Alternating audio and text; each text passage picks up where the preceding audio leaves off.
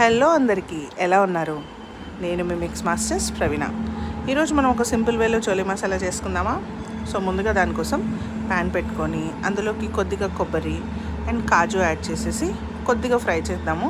దాంట్లోకి 2-3 పచ్చిమిరపకాయలు వేసుకొని మిక్సీ పట్టేసి అది పక్కకు ఉంచేసుకుందాం.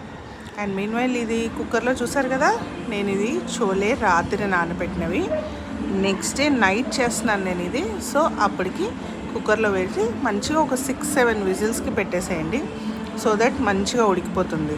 అండ్ పక్కన నేను బాండి పెట్టేసుకొని అందులో ఆయిల్ పోసి అందులో లవంగా పట్ట ఇలైచీ యాడ్ చేసేసాను.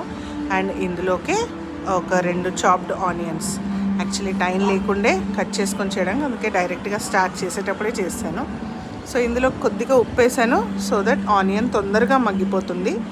పసుపు అండ్ బాగా కలిపేసుకొని మనం కొద్దిగా జింజర్ గార్లిక్ పేస్ట్ అనేది యాడ్ చేసుకుందాము. యాక్చువల్లీ నేను వీడియో స్టార్ట్ చేసిన వెంటనే నేను మళ్ళీ నా జాబ్లోకి రీజాయిన్ అయ్యాను.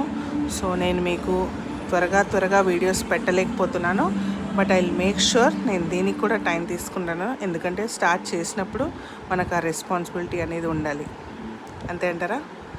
సో నేను ఇందులోకి కొద్దిగా కారము, ధనియాల పొడి వేసేసి బాగా ఫ్రై అయిన తర్వాత ఆల్రెడీ మిక్సీ పట్టుకొని ఉంచుకున్నాం కదా, ఆ పేస్ట్ ఇందులోకి యాడ్ చేసేసాను.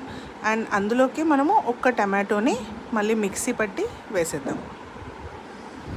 ఇది పచ్చివాసన అంతా పోయినాక ఆనియన్ది, మన పేస్ట్ది, కాజు కొబ్బరి పేస్ట్ అండ్ ప్లస్ టమాటో పేస్ట్ది ఇదంతా పచ్చివాసన పోయినంత వరకు కొద్దిగా ఫ్రై చేసుకుందాం. అండ్ మీన్వైల్ రైస్ కుక్కర్లో చూసారా, దీనికి కాంబినేషన్ జీరా రైస్ అయితే బాగుంటుంది అని డైరెక్ట్ రైస్ కుక్కర్లోనే జీరా రైస్కి పెట్టేశాను. అండ్ ఇప్పుడు నేను కొద్దిగా గరం మసాలా యాడ్ చేశానండి. అది యాడ్ చేసి కొంతసేపు ఉడకనిద్దాము, సో దట్ ఆయిల్ పైకి తేలిన తర్వాత అప్పుడు మనం ఈ చోలే అనేది యాడ్ చేసేయచ్చు. అండ్ చూసారు కదా ఎలా మెత్తగా ఉడికిపోయింది. బాగా అలా ఉడికినప్పుడు ఏమవుతుందంటే ఈ మసాలా అనేది దాంట్లోకి బాగా పడుతుంది. సో వన్స్ ఆయిల్ గ్రేవీలో పైన తేలిన తర్వాత నేను చోలే యాడ్ చేసేసాను. అంతే, ఒక 5 to 10 minutes మంచిగా దగ్గరికి అవ్వనిద్దాము. వన్స్ కొద్దిగా దగ్గరికి అయిపోయిన వెంటనే అంతే, ఎంతో టేస్టీ అయినా చోలే మసాలా రెడీ.